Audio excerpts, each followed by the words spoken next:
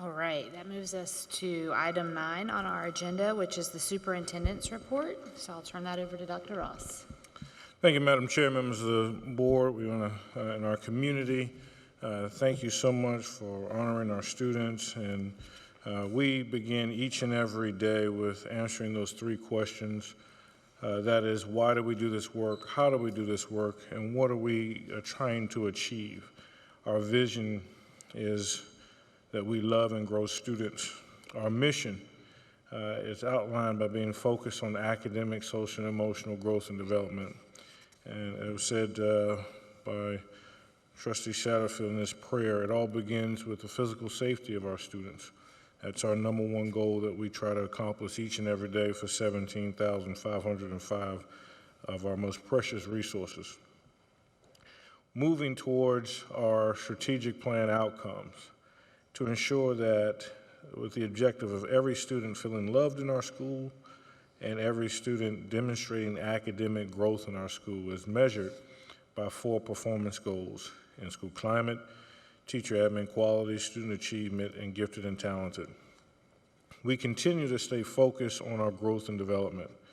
And as a result, we present a scoreboard of that growth and development through our SC Ready projections identified by our MEP testing.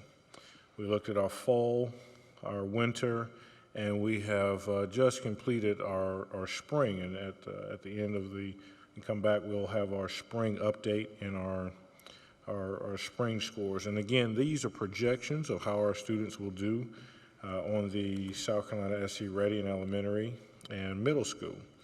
We also are focused on our secondary as identified in our strategic plan. And what you see here, it looks like the stock market crash as we track our graduation rate. I do want to commend our secondary schools for their work that they do each and every day to ensure that our students are on pace to graduate as identified by their 9GR. Our accountability department has able to come up with and you'll see an asterisk for those weeks where we have a new system that looks at the daily grades of students pulled from our power school. Previously, we relied on graduation teams to help us identify who was on pace, but this is machine pulled. This is the data as it exists. So we can pivot and see this every day. We report it every week. What it allows us is to go from who we believed was on track to who it actually is. So you can see the work that we have to do within our schools. So if a student has, and I'm looking at Dr. Holden if I'm wrong here, if a student has a D in a grade that they're supposed to graduate in, then, I'm sorry, an F in the grade that they're supposed to graduate in, it will count them off track. And if they make that up next week and they get a D, then they go back to on track. So we get a daily picture of that. So we will continue to report this out to our board and community, but most importantly, what our schools are doing to ensure that our graduation teams are working to meet the needs of each student. On that note, you notice that we have updated our college and career projections as well. This from March 23. So the number of students who are neither college or career ready has decreased. So right now we're at 510 students.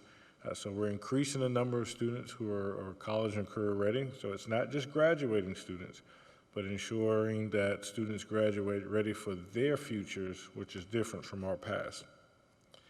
And so at this time, those are the numbers that we do in terms of tracking our student outcomes. I'd like to now move to our monthly financials, and I'll ask Ms. Madison Paul, our CFO, to come forward with our January monthly financials. Good evening, Madam Chair, members of the board, Dr. Ross. Thank you again for inviting me here tonight to discuss the FY23 January financial report. I'd like to start with the revenue side. So through January, which is roughly 58% through our year, we have collected 85% of our taxes. So as you know, Property taxes are due January 15th, and so, again, we collect most of our property taxes on real estate by January. Of course, not everybody pays on time, so we do still collect throughout the remainder of the year, and we will also collect penalties and interest on that throughout the year. The other item that we collect from a local side are vehicle taxes, and those do come monthly, so that will continue to show up in our revenue report going forward. Additionally, we do have a fee in lieu of tax for Lexington County. The budget was roughly $1.3 million, and that will come in the February financial report. So to date, through the month of January, we've collected $64.7 million on the local sources, or about 84% of our budget.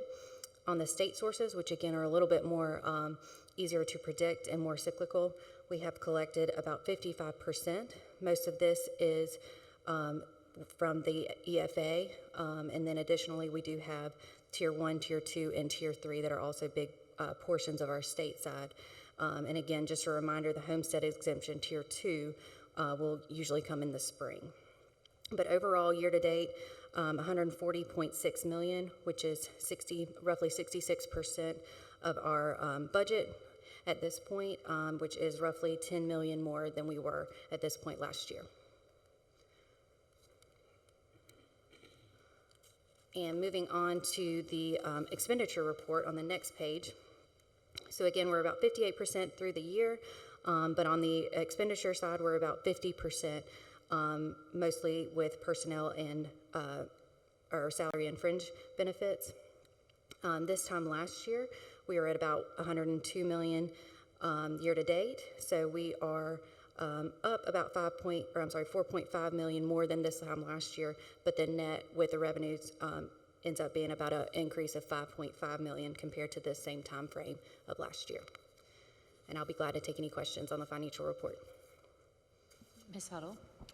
I believe the general, there's some funds other than the capital. We know that's not included in the general fund, but there are some other funds that are not. And I remember seeing that, but now I can't find it. So do you mind, you don't have to list every single one, but in general, pardon the pun, what's not in the general fund? Yes, ma'am.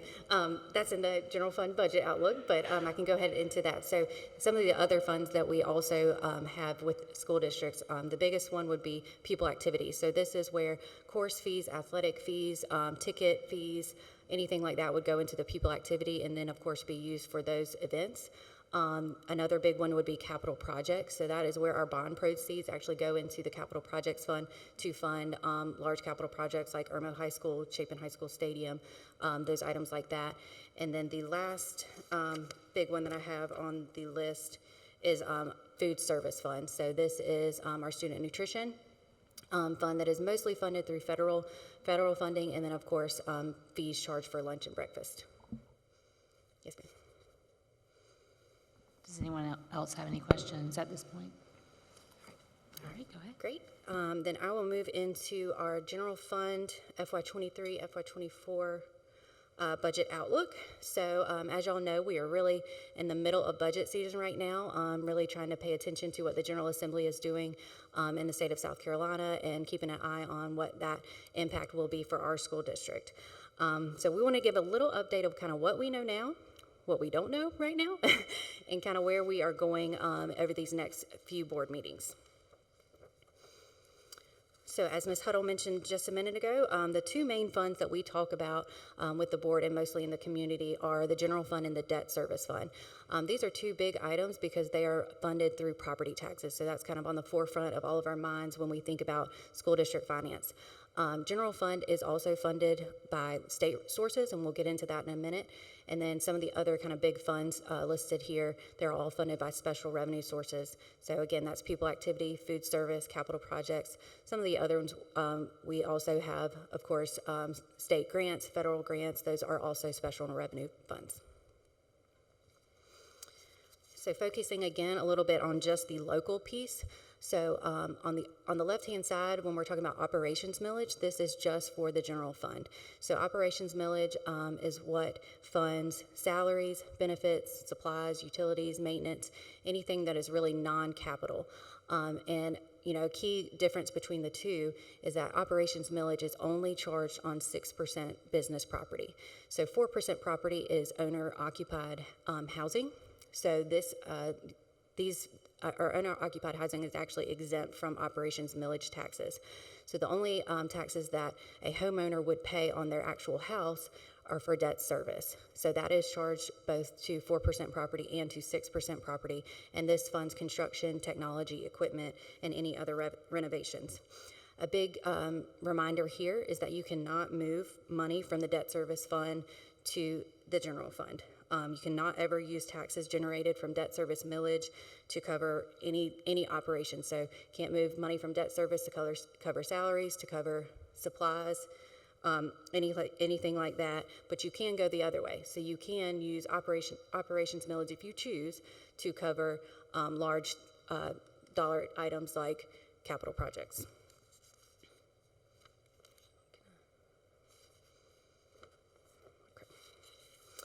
All right, so next I just wanted to focus a little bit more on the general fund. So from a general fund standpoint, we are based on the FY23 budget that again was amended by y'all in January. That budget as it stands is about 36% funded by local sources, so the property taxes, and about 64% by state sources. So you'll see there I have that there was a new funding formula passed for this fiscal year. So those of you that have been on the board, y'all have probably heard a lot of discussion this time last year about this new funding formula. How would that impact us? How is that going to impact us going forward?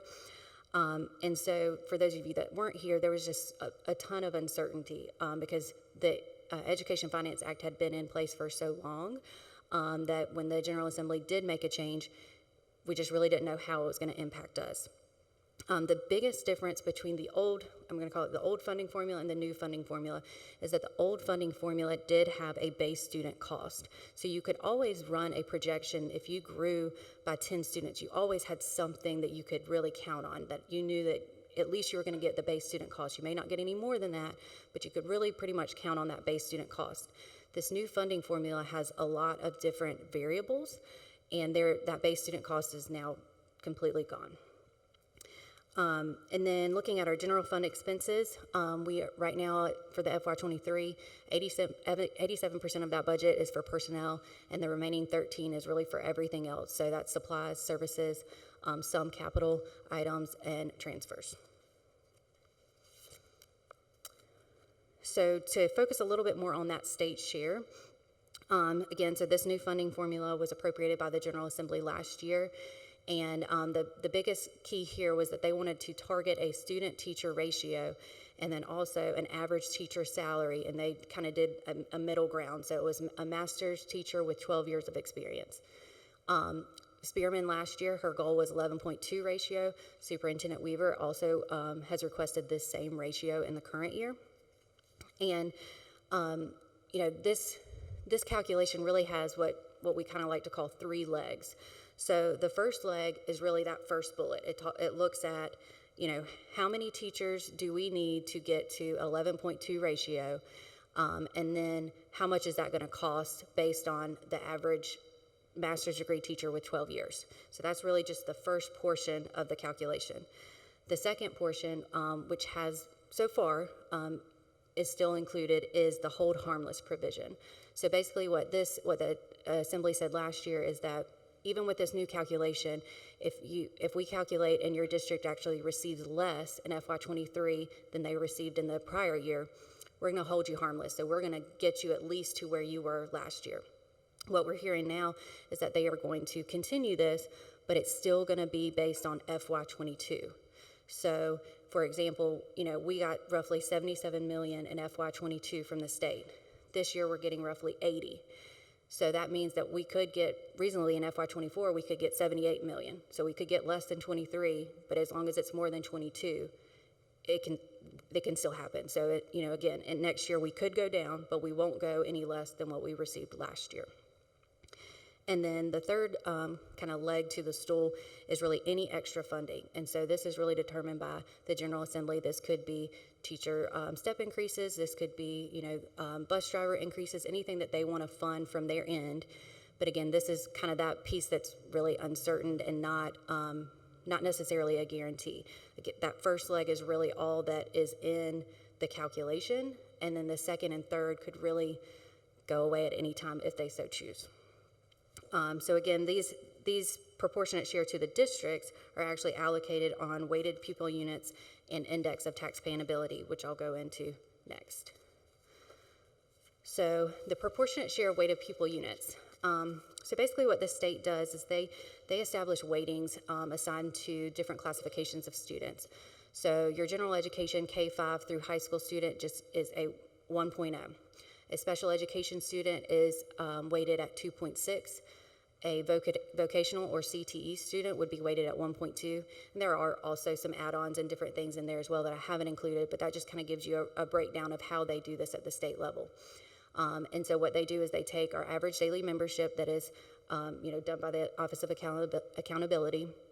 They'll take this at the 45-day count and at the 135-day count. And what they do is they divide your district's weighted pupil units by the total weighted pupil units at the state level, and you get your proportionate share. So this current year for Lexington Richland 5, our proportionate share was 2.08%. So if you think about that, even if we are growing, but the state is growing just as fast as we're growing, it means we will not receive any extra funding. If we are growing and the state grows faster, then we will actually receive less funding. So, because they are variable units, they work together. And so, again, since we don't have that base student cost anymore, it's just a lot of uncertainty from the state level. And then next on the index of taxpaying ability, so this is actually calculated by the Department of Revenue for each school district. And really what this is looking at is the district's fiscal capacity to tax property within the district bounds in relation to all other districts in South Carolina. So again, another proportionate share. So they're looking at your district-wide assessed value, excluding 4%, because again, that is not taxable on the operations side. So your district-wide assessed value divided by the statewide assessed value. So again, even if you're growing, your real estate is increasing in value, if it's not increasing faster than the state, then you will not receive any more funding. So, kind of why does this all matter? Again, this matters because 64% of our budget is state sources. And we are certainly not alone here. We kind of took a survey of districts around us, districts throughout the state, and we really found that between 60 to 67% of all districts or general funds in all districts in the state of South Carolina is funded by the state. So the vast majority of the general fund is funded by state sources. So it's funded by, these variable components. And when we went to SCASBO a few weeks ago, we found out at the 45-day adjustment. So what the Department of Education will do is they will give a projection when all the budget is finalized in June. They will send a projection to the districts to say, this is what your allocation should be based on what we know right now. Everything is passed. This is what the budget looks like.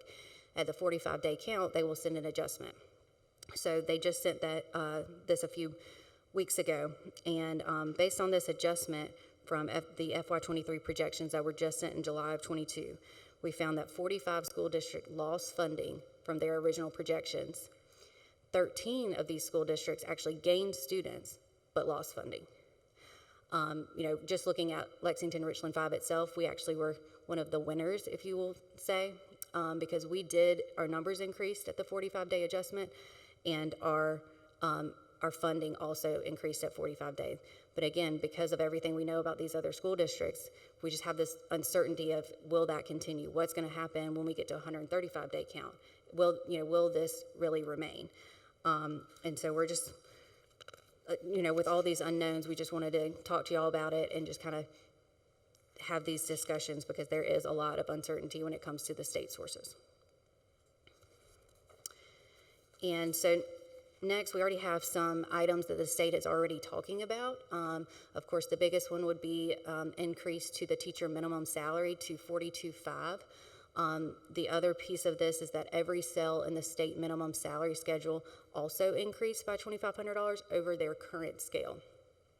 Looking at just LR5 itself, we are already above, for the current year, our state minimum salary was already above what the current year scale was.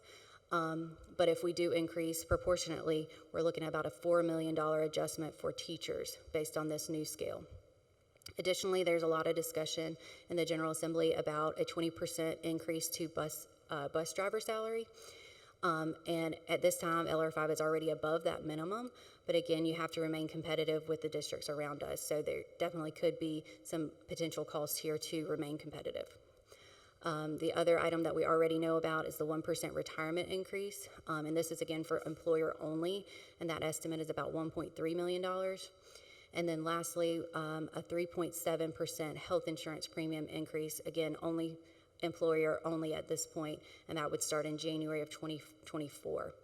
And our estimate here is about $315,000.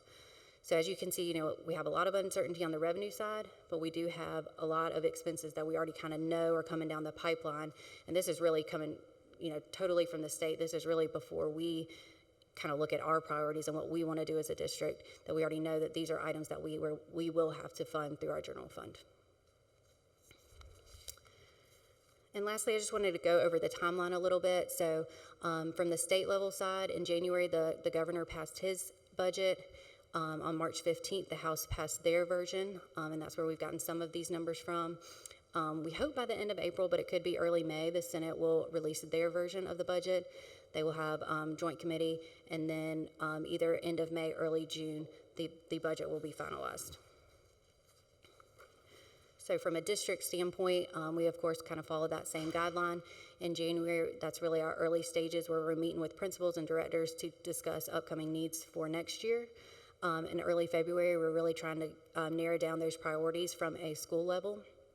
At the end of February, early March, the executive team gets together to sign off on top priorities. And then March and April is a little kind of our waiting game, trying to monitor what the General Assembly is going to do to determine that state funding. We are planning to come to the April 24th meeting for first discussion of the budget. Again, hopefully a month from now, we will have a little bit more certainty in these numbers. But that's our plan right now is April 24th, we would just come to talk, again, just a discussion, not for vote at that point. And then in May, hopefully be able to present for first and second reading. And of course, final reading would be before July 1. And then just briefly, I wanted to touch on really what our district priorities are. Of course, the number one is competitive pay for all teachers and staff. We've really been looking at this through our salary study. We have invited Evergreen Consulting to come to our April 24th board meeting to kind of go over that process and where we are, what strategies we've been using, and kind of what that may look like going forward. And then the second item is really what Dr. Ross calls boots on the ground. So these are positions to support teachers teaching and learning. Of course, we would always love to hire more teachers. We would love to have lower class sizes, but I know Dr. Wicker can tell you that it has been extremely difficult to retain and recruit new teachers. So, kind of our solution here is if we can't get more teachers, what can we do to help them? So we're kind of looking at it from a support standpoint and, having more people in the building, having more people supporting our teachers and our students. So some of these positions could be expectation coaches, interventionists, academic coaches, and teachers' assistants. So those are our two biggest priorities going into really this budget season as we kind of hear about some of these uncertainties and look at our general fund budget going forward. And I'll be glad to take any questions if y'all have any. Do we have any questions? Ms. Huddle.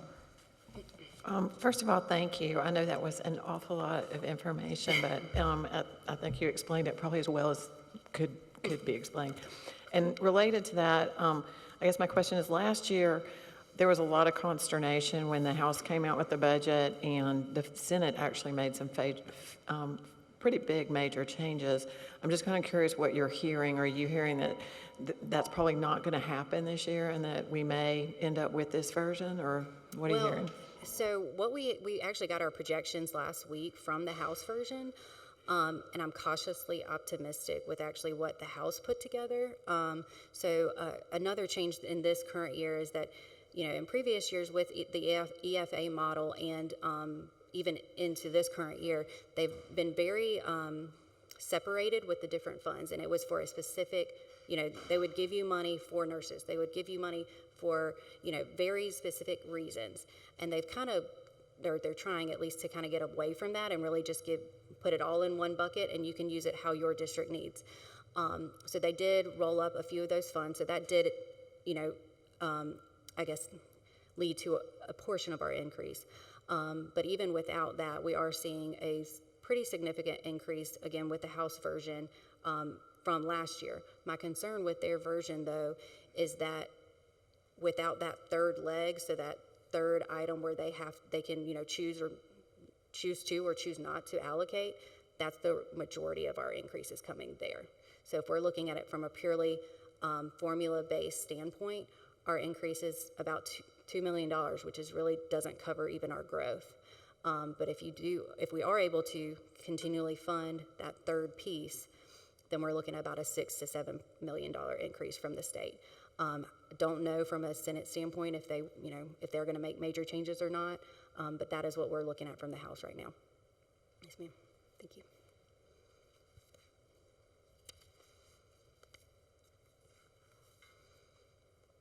Do we have any other questions? All right. Thank you, Ms. Paul. Thank you, And Ms. Paul. we certainly appreciate this. Again, as Ms. Paul said, we wanted to really just put this on your radar.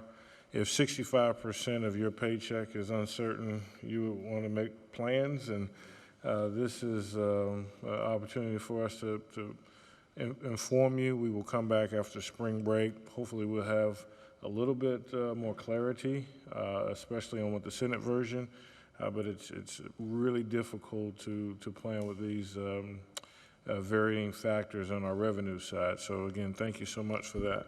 Can I ask a question Yes. real quick? So, I'm sorry. My question relating to that, because there's so many unknowns, unknown variables, when you come to us on April 24th and we're having a first discussion on a budget and we don't really know what's going to be passed until June, are you making like a plan A and a plan B on like best case scenario, worst case scenario, so that we don't come back and at the end of June and everything is different than what we are anticipating? Absolutely. From Okay. a state sources side, I think we will be in a good place from a local revenue standpoint, that we can certainly, that 36%, we can give you a pretty good, this is where we think we're going to be next year. Now, but from the state standpoint, we probably will give you a worst, most likely, and then a best case scenario, just because it still, even at April 24th, we may not have much more information. Okay, great. Just making sure. I think one of the, and not to put another district's business out there, but just one of the unique things that we saw is a district with 540 increase in weighted pupil units losing $6 million. So it just shows you that this formula here, because you grow in students, that doesn't mean you grow in revenue. So I think our biggest piece is, to your point, providing the most conservative viewpoint possible, which may look like cuts, and then we fall into a more favorable piece, and we'll have kind of adults in our budget, but we'll present a very conservative piece. Our goal here tonight is just to really inform the public of how this policy is having an impact on local tax policies across the state because of this kind of structure here. So, but to Ms. Paul's point, I think we'll provide the most conservative piece, and then a midpoint and a we hope budget. So that's our goal. And Dr. Ross. yes, sir. I'm sorry, I didn't. Just real quick, Ms. Paul, it may be too early, but do you have off the top of your head a worst case number at this point as it stands today, just in case anybody runs into a legislator in the grocery store between now and then? What would potentially are we looking at from a worst case? I don't know that I can give you a number, but just kind of my worst case scenario would be that we would drop to FY22 numbers. So that's the lowest we technically could drop from this proviso, which would mean, $2 to $3 million less than we actually received this year. So that, to me, would be a worst-case scenario, that's the only really buffer we have, is that you at least will get what you got in FY '22, which we did get 2.5 to 3 million more this year. So if we have to go back to that, then we're really starting from, ground zero there. So. All right, and I want to ask Dr. Harris to come forward. Speaking of the legislature, in 2020, under Act 180, we have the South Carolina ID kits. And I'll ask Dr. Harris if you can just kind of bring us up to speed on this initiative. Thank you, Dr. Ross, and good evening to you, members of the board, and to our general community. As Dr. Ross indicated, this is a rather new initiative that has come forth by our state, namely our Attorney General's office, and supported by State Department of Education, that makes available student ID kits across South Carolina, but namely here in School District 5. In the event, and we certainly pray that this is not the case anywhere, but in the event that there are missing students due to unusual or suspicious circumstances, the state has made available, the Attorney General's office has made available these packages of swabs that are for every student across South Carolina. And what they would do is basically, it's a fingerprinting opportunity where we can fingerprint our students. Families can fingerprint their students. And it would be at one in which, if there were a missing student, it would be obviously enact law enforcement, whereby a search will take place, uploading into the national database for missing children. We have on hand a swab for every student in School District 5. We are waiting for the go-ahead to distribute, and we are working with our communications office to communicate to all of our parents in the very near future as to the idea, the plan of action, and the facilitation of getting these to all of our students in School District 5. We have one of our very capable safety officers, Dana Cato, who is facilitating this and is ready to move forward with distribution once we have the go-ahead. But we wanted to bring this to you so that you might have this information for your records. And we certainly stand ready for any questions, and certainly are available as well for any questions that you or the community might have related to South Carolina Child ID kits. Any questions? Mr. Hogan. Yeah, thank you. Just for clarity, is the district going to be doing any administration of swabbing or collecting data, or are we just giving the kits out upon request? Yeah, our only job is to facilitate getting them to all of the students in School District 5. So we will not be fingerprinting, we will not be keeping our own database, we won't be doing any of that.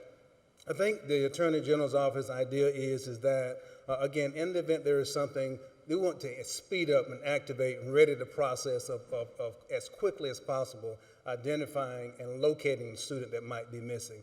So it's really just the district is really facilitating and being the vehicle for distribution. Okay. Mr. Satterfield. Yeah, I had a question. When will they be distributed? I mean, is this something like when they go to register their kid, they'll be able to get one? I mean, I would imagine it would be, when they're high school or middle school, you can hand them out and keep your fingers crossed that they make it home, but... We are awaiting the go-ahead to distribute, so I will use this as an example.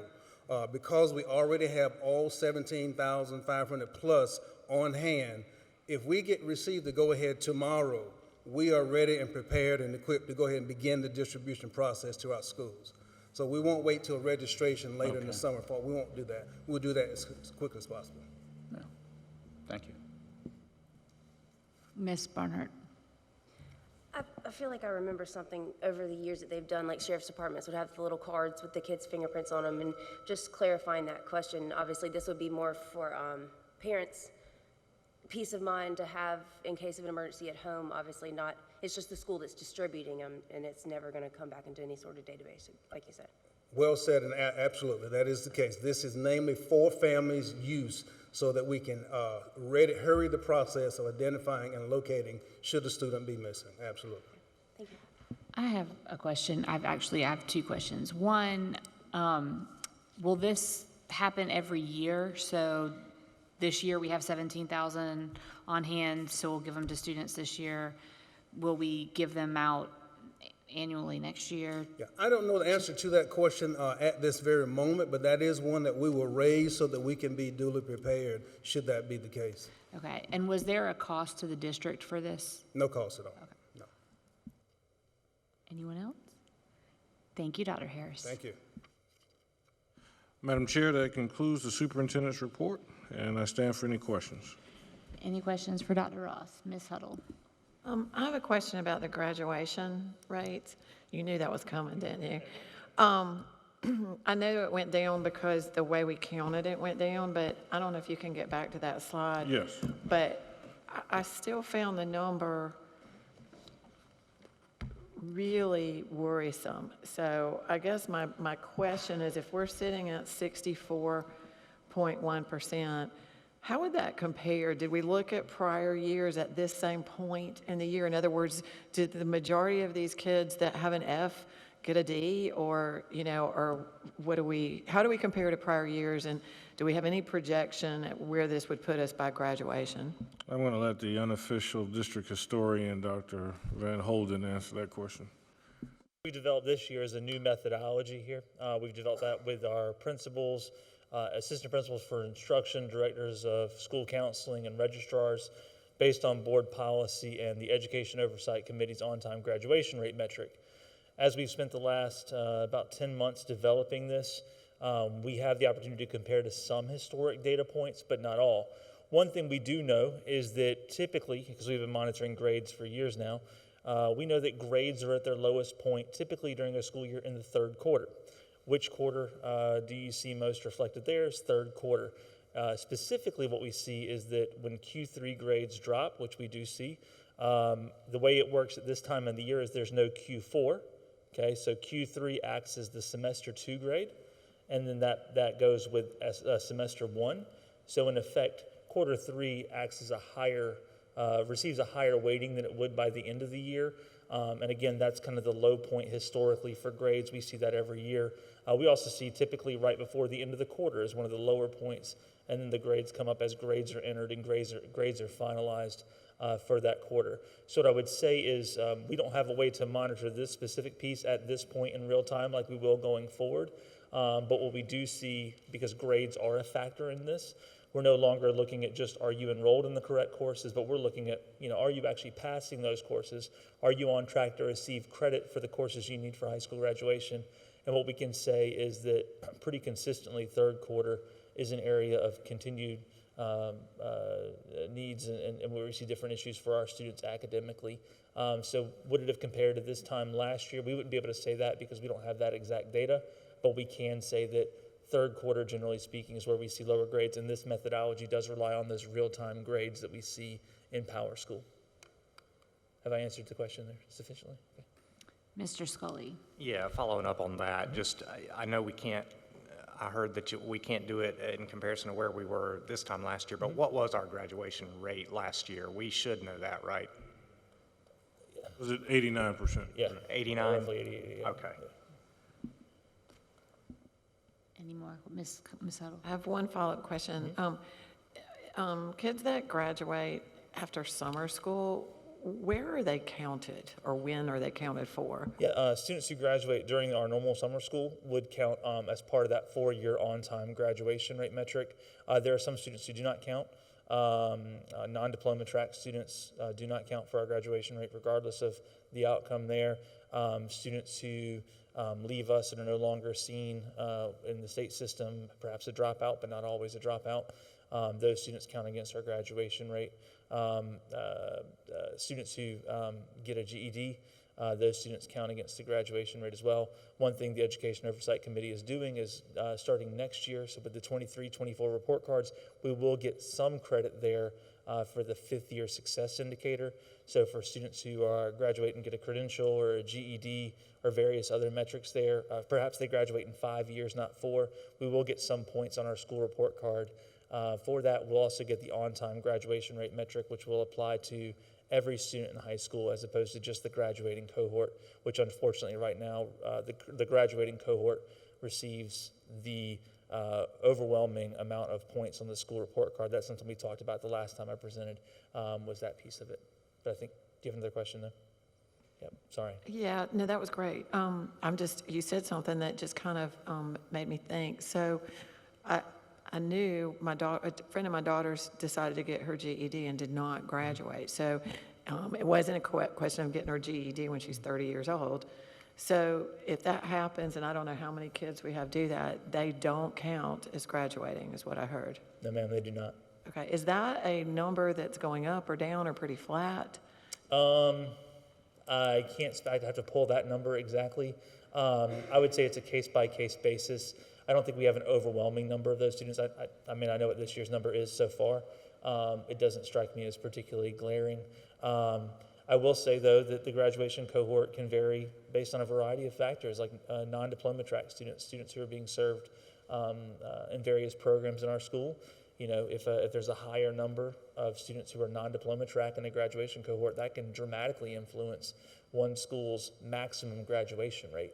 Yeah, so we see factors like that, and GED could be the perfect placement, the perfect program for a student. And unfortunately, even if it's the right program, we're doing the right thing for the student, we at this time we don't get credit for those types of successes. But it's good to know, because realistically, it's not really possible to achieve 100%. I mean, you could be doing a perfect job, but you have some kids that elect to get their GED instead of graduate. Correct, or non-diploma track students. Yes, there's many examples where that's not feasible. No. To that, let me interject, but to that point, and maybe not at this meeting, but at a subsequent meeting, we can show how that dashboard works. Yes. I don't know if we can because of student data, but if it's possible, one of the things that the accountability department has created to the point of the GED, who goes in that? Typically, we look at if that's a senior, they're aging out and they don't have enough credits. Well, the problem really started 3 years before that. So his dashboard allows us now to see every cohort. So we're not just tracking the we call 9GR of the graduating year. You're tracking all cohorts on their, so you have one for each grade level that allows us to now, in a sense, recapture that student so that if they're off track in the 9th grade or the 10th grade, we can get them back on track earlier, which would help us. Is that correct? Exactly. We've got it. So the current graduation rate screen you see up there is what we call a 9GR 20. Those are students who began their first time in freshman year of high school was the 1920 school year. So that's the 9GR 20. That's that 4-year on-time graduation cohort right now. So we have a 9GR 20, a 21, a 22, and a 23, as well as, you know, we may have a 9GR 19 or 9GR 18 who's still with us as well. But the current areas of focus for 4-year graduation rate are 20 through 23. And what we can see, because we created definitions, again, based on board policy, based on the Education Oversight Committee on-time graduation rate metric, and based on conversations with our school-level administrators, we created definitions for each of those 9GRs to say this is what on-time success looks like in every grade level, and then we run that through our Power School system nightly to match up grades, match up attendance, match up enrollments, and see who's on track based on that. So we had a lot of great folks working on that, but Brian Cope in our office, who many of you have met before, he was kind of the person who took all the definitions and helped run it through our system to pull that report together. Good. Okay. Thank you, Dr. Holden. Any other questions for Dr. Ross?